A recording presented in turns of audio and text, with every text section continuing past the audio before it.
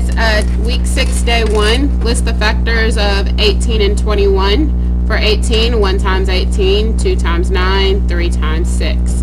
For 21, it's 1 times 21, 3 times 7. Common factors are 1 and 3. Number 2, compare the following using greater than, less than, or equal to. This one's pretty easy. Then when you get with decimals, just notice that this is a 7 behind the tens. This is a 7 in the tens. I can annex as many zeros as I want. It still makes it the same. So those two are equal.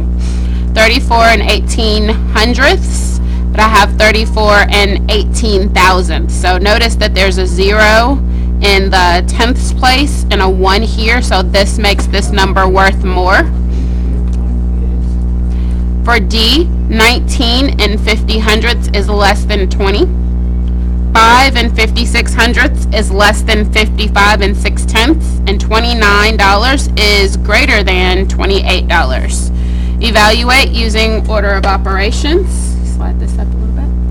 Okay, so 7 times 5 would be done first. That would be 35. Rewrite. The next step is I just have addition and subtraction, so I'll just solve it from left to right. So 35 plus 13 would be solved next. So that would be 48. Again, I rewrite everything. Next it would be 48 minus 9, which gives me 39. Rewrite everything else over to the side. Now I add 12 and that gives me 51. Next I'm going to show each step because now I have groupings. Remember, this is not a grouping. This is multiplication. This is a grouping. So I start with my innermost grouping, which is 13 minus 9. That gives me 4. Rewrite everything. Now I have 4 plus 12, so I solve that first. Next I have multiplication and addition, so I do multiplication first. Add, and that gives me 51. Are the answers the same? Yes, they are. Why? Because just in this case, even though I changed one of the orders of operations, it did not change my answer. Alright, next one, it is stacking numbers, basically decimals, from greatest amount of sodium. Which one is this one? Number of nearest. Okay, so this is asking you to... Serving has 887 and 381 thousandths milligrams of sodium. Progresso's chicken soup has 690 and 837 milligrams, 837 thousandths milligrams of sodium per serving. Using this information, complete the table. So now it's just asking you to round each one to this, what it's asking. So the nearest hundredths, remember that this would be the hundredths place, this 8. So if I'm looking over at the 8, I look at the 1. 1 tells me to leave the 8 the same. Going over here, here's my number. I rewrote it at the top.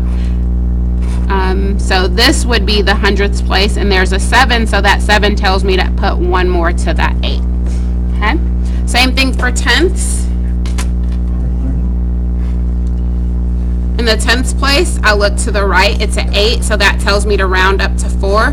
Everything behind it's going to turn to 0, and remember, I can leave off zeros. I don't need zeros behind that number.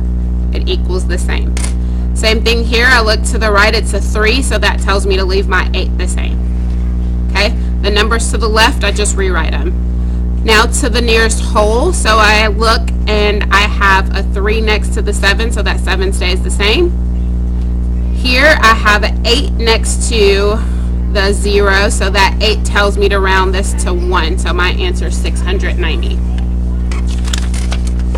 Alright, rounding should be a 4th grade skill, but now in 5th grade we're adding it with decimals, so you should be able to transfer that over pretty easily. Using only mental math, which is the best estimated product. So I got 21,000 because I would round 288 to about 300, and I would round 71 to 70. Okay, which is the best for, which is the same as 42 times 10 to the power of 2. Okay, Remember that 10 to the power of 2 is basically saying 10 times 10. So what's 10 times 10? It's 100, right? So this would be the same as 42 times 100.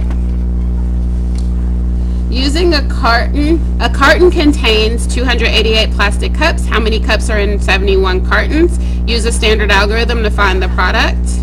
Remember, after you multiply with the ones place, then you can multiply times 7, which is in the tens place. Don't forget to bring down your 0. Okay? So that gave me 20,448 cups. Notice that this is labeled cups and cartons. All right? Number 3, let's do the second part of 3. Which expression would produce the same product as 12 times 28? Well, I went on and circled B, but I'm going to explain. So what is this number if I distribute it? This number would be 10 plus 2. Okay? This number would be 20 plus 8. So when I'm multiplying, I would multiply 10 times 20 and 10 times 8. Then I would multiply 2 times 20 and 2 times 8. Okay, so then I would add up each product to get the final product. Number 4, create a number line to show how this tool could be used to prove which of the following numbers, when rounded to the nearest whole number, equals 3. So looking at our number line, the number that comes the closest to 3 would be 2 7/10, and then the other number that comes close to that to 3 would be 3 4/10. So these numbers would both round to 3. Okay, day 3. Eggs are packaged by the dozen. How many dozens can be packaged from 624 eggs? Use 2 different strategies. So here are 2 different strategies. This is the partial product strategy. So 12 times 5 would give me 60. So 12 times 50 would give me 600. So I just subtract 600, that gives me 24. 12 times 2 would give me 24. So if I were to add these 2 up, that would give me 52, which is my quotient. Okay, box method. If I have 624 and I take a chunk of 600, which is 12 times 50, and I subtract, that leaves me with 24. I throw my 24 in the box because I know I can evenly divide it by 12 2 times. So there is area model. Okay, use what you do know about multiplication to determine which of the following would have a greater quotient than 100. So looking at this, if I were to multiply 54 times 100, it would give me 5,400. If I were to multiply 67 times 100, it would give me 6,700. That's too big. That's bigger than 6,300. 73 times 100 would give me 73,000, or 7,300, or 7,300. So that's too big as well.